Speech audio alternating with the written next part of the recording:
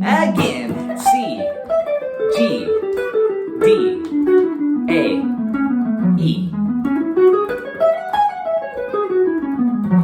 Again, C, G, D, A, E.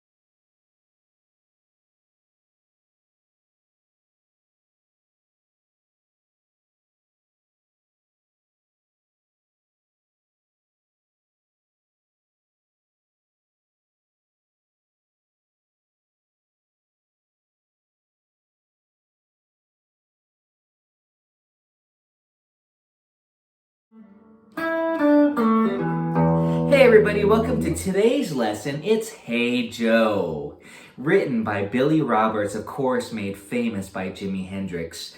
Today we're going to kind of examine the chord progression. I'm going to go over the basic chords and then show you some triad ideas. Not your typical rock soloing that you may be used to, more E minor blues and pentatonic stuff. But we're going to be talking about pentatonics later on. This is a multiple part series, by the way, if you're interested. The full lesson, the mega lesson, will be on my Patreon page. Of course, please check it out. It's going to be very, very fun and a little bit different maybe than what you may be used to for learning Hey Joe. This is a really cool chord progression. It's all major chords and you can treat it in many different ways. And it's really not in one key, but it kind of follows the circle of fifths, C, G, D, A, E. So it's kind of interesting. The basic chords are this.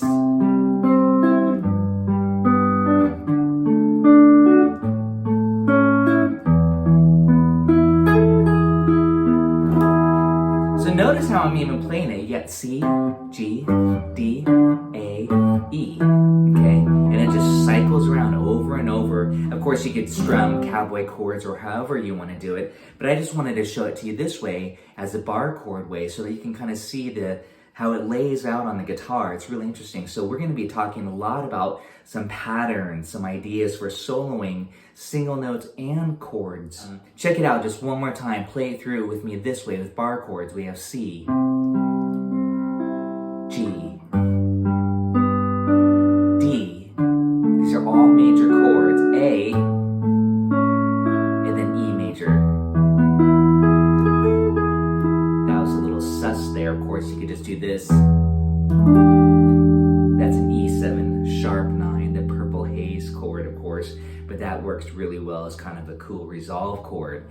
And it's a dominant chord, but the triad of it would be major. So that's the things that we can reduce it down to triads, a major. So let's get on with today's lesson. I'm just going to show you on the top 3 strings some triad inversions that you can have a lot of fun with through this beautiful chord progression. Let's get started. Okay, so first I'm going to start down here in the 3rd fret position, and because of the nature of triads, I'm not going to move them around like bar chords, but I'm going to use the closest inversion. So the inversions can be called root position, first inversion, or second inversion. Generally, it's because of the lowest note. So like this C chord, because it goes C, E, G, that would be called root position. And then when I go to this G, we have B, D, G. The 3rd is the lowest note. That would be called the first inversion. And then this D chord here, A, D, F sharp, that's actually called the second inversion. So basically for triad, just speaking in terms of the inversions here, there's a root position, and then there's first inversion, and then there's second inversion. Root position has the root as the lowest note. First inversion will have the third as the lowest note, and then the second inversion will have the fifth as the lowest note. Let me give you a demonstration on a C triad with the inversions, of just the C inversions. This is kind of a good preliminary study. We have C major. Okay, that's the root here, C, E, G. And the tabs, 5, 5, 3. This is just on the top 3 strings. The next inversion is here. Okay, that's E, G, C. The third is the lowest note here, and then G, C, E. This is a very important study. You'll see this in my Hey Joe study, the Triad study, if you get the PDF from my Patreon page. So we have C, C, C, G, D. This is a great study. A and E. And I'm just kind of having fun playing it pretty rubato. That was, again, kind of just going through all the inversions. But what I find is better is just to learn them, playing them closest and connecting them. So you have smooth voice leading, essentially. So we have C major like this. This is example 1. G major. D major. A major. And then E major. This is... And because the G sharp is here, the lowest note, that's the third, that'd be called the first inversion. So let's do that again as per the PDF here. Go ahead and look above. C, G, and I'm just breaking up the chord. D, A, and E for 2 bars here. And of course you can arpeggiate it, you can just strum it like this.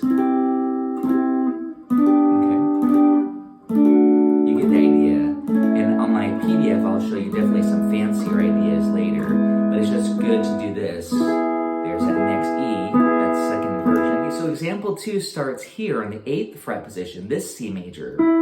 That's starting with the first inversion, the E, and then we go to G, and that's the second inversion, D, and that's root position A, and that's the third, and then E.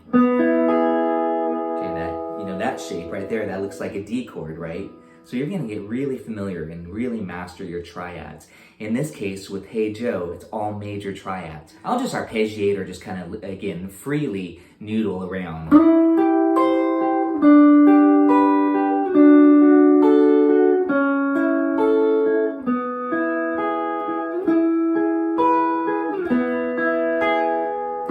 Again.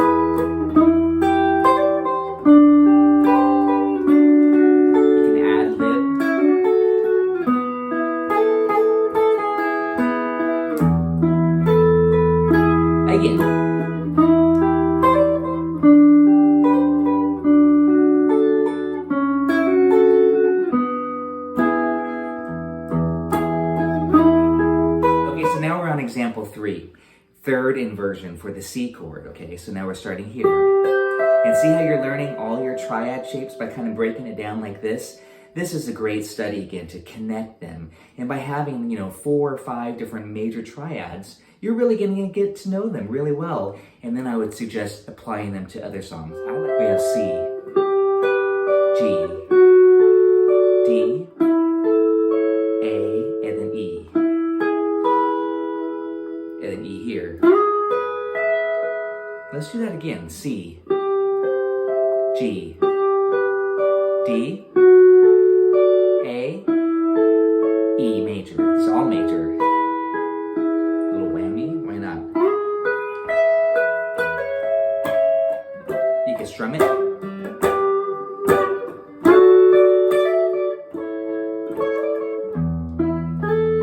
Add some notes. Arpeggiate it.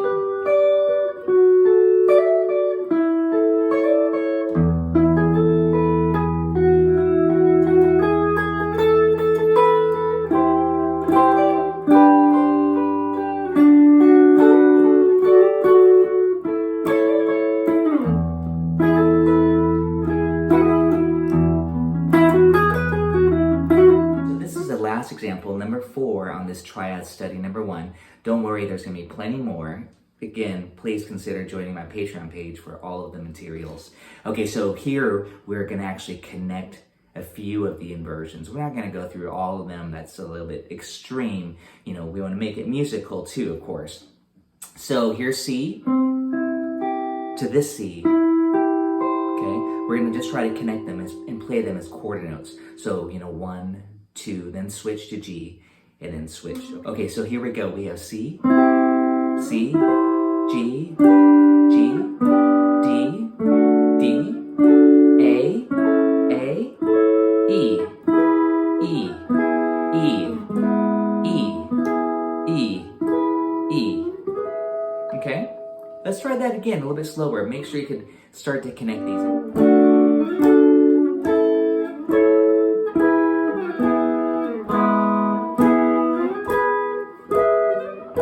Again, now I'm kind of improvising. You get the idea. C, G, G, D, D, A, and E.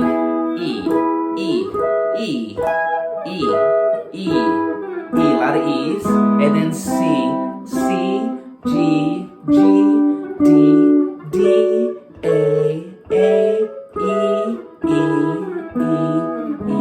Okay, you get the idea. See, that's super fun. I mean, it's just a little game right now, but we're going to connect these. And what I'm kind of leading to here is learning to target. So a lot of my students always say, how do I get that really melodic soloing approach besides just, you know, rocking out on the blues scale? I'm like, you got to learn to really target the chord tones. And yeah, it kind of requires that you know what chord you're on at all times. So oftentimes when I'm saying these chords, we're going to do some arpeggios next for the lead aspect. So we'll do the C, G, D, A, E. You know, we'll kind of say the arpeggio notes as we do it. Or we'll do some melodic cells, C, D, E, G.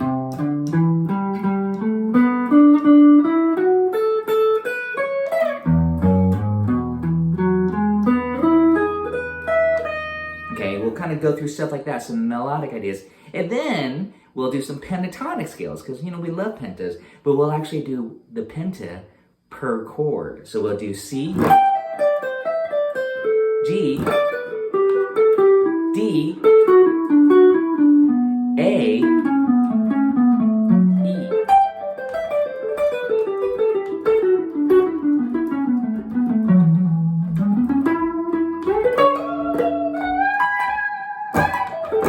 Arpeggio idea.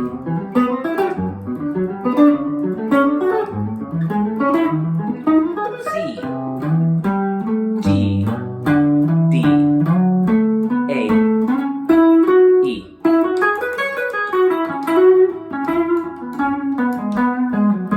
C, G, D, A, E.